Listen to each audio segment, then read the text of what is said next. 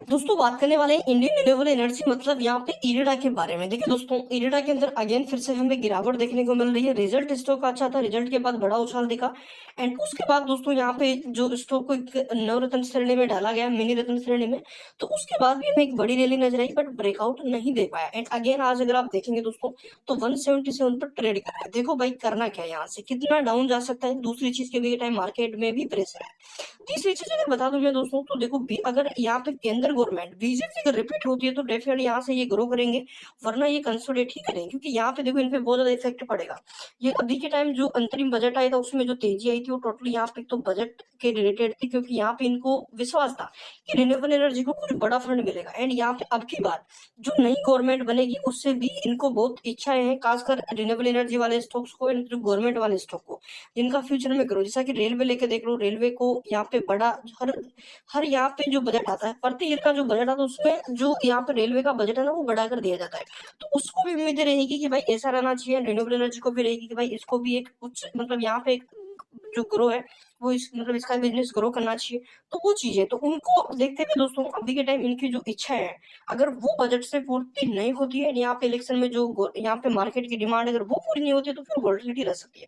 But उससे पहले अगर मैं बता दूं दोस्तों तो बड़ी रैली ये दिखा सकती है। जैसा कि अभी के टाइम दोस्तों स्टॉक की अगर वैल्यू हम देखें ना, अगर हम ये सोच रहे हैं कि वैल्यू इसकी बहुत ज्यादा है, वैल्यू वैल्यू मतलब यहाँ पे करंटली जो ट्रेड कर रहा है अंडर वैल्यूड नहीं है, ओवर वैल्यूड। अगर हम ये सोच रहे हैं कि वैल्यू 100 रुपए होनी चाहिए तो ऐसा नहीं है भाई। वैल्यू स्टॉक जब भागेगा दोस्तों तो आपको देखने को मिलेगी कम से कम यहाँ पे ये 300 जाएगा। अब की बार ये 300 जाएगा जब ये भागेगा।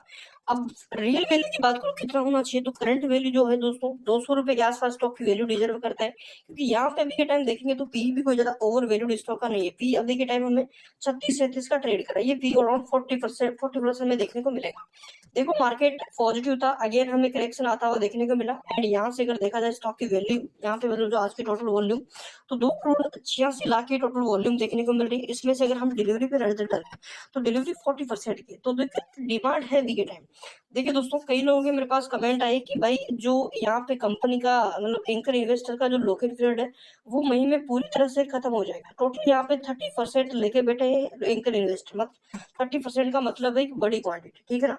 तो 30% में से अगर हम देखें दोस्तों तो अराउंड 4-5% का तो पहले खत्म हो चुका है। अब यहाँ पे दोस्तों 20% का मान के चलो कि बस 20% का और खत्म होगा, जिसकी अगर शेयरों की लिक्विडिटी बताऊं मैं तो बहुत ज्यादा है। तो उसके अकॉर्डिंग अगर आप देखें यहाँ पे कि मई में अगर ये लॉक इन पीरियड खत्म होता है तो क्या डाउन जाएगा या ऊपर जाएगा।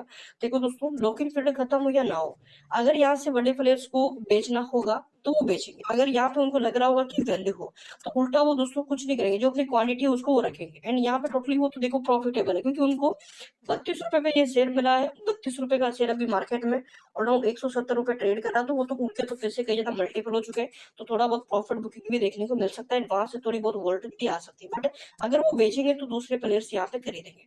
तो ऐसा हमें नेगेटिविटी नहीं लाना कि भाई अगर एंकर निवेशक पूरी तरह से बाहर हो जाएंगे, ऐसा कुछ होने वाला नहीं है।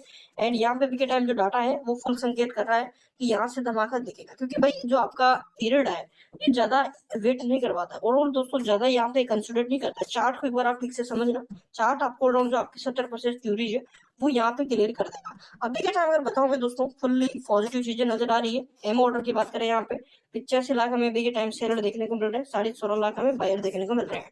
इंट्राडे चार्ट पर एक बार फोकस कर लेते हैं। देखो ओपनिंग स्टॉक की अच्छी थी बट यहाँ पे सेलिंग होने की वजह से, ठीक है ना, सेल होने की वजह से, सेलिंग प्रेशर होने की वजह से ये हमें करेक्शन दिखा रहा है। अब यहाँ पे देखो इस करेक्शन के बीच आप सोच रहे होंगे कि भाई ये तो गिरता गिरता फिर से चला जाएगा।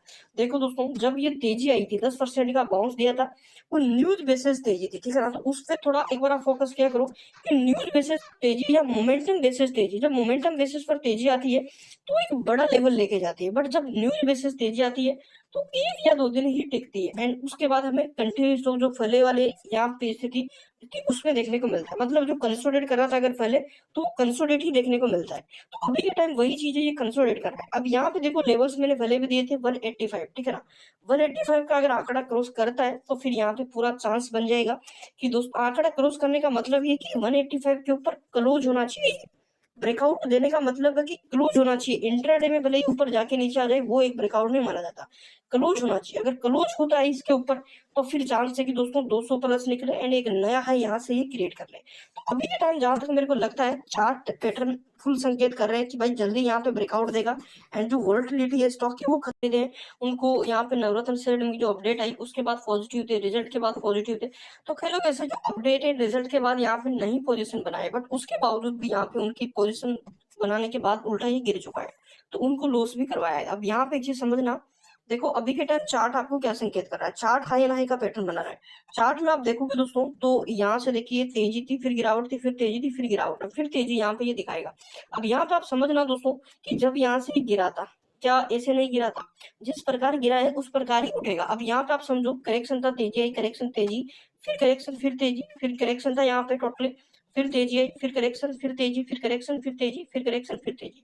तो यहाँ से आप देखो दोस्तों लो एंड लो का पैटर्न, हाई एंड हाई का पैटर्न। अब यहाँ पे मेन प्रॉब्लम ये है ब्रेकआउट, 185 का ब्रेकआउट इस बार हमें देखने को मिल सकता है, तो बड़ी अपॉर्चुनिटी रहेगी। एंड यहाँ पे भी टाइम देखा जाए दोस्तों तो कंसोलिडेट तो कर नहीं रहा है, कंसोलिडेट वाले पैटर्न देखने को नहीं मिल रहे, पैटर्न दिख रहे हैं तेजी वाले। तो वेट कर लीजिए, चैनल पे नए सब्सक्राइब जरूर कर लीजिए।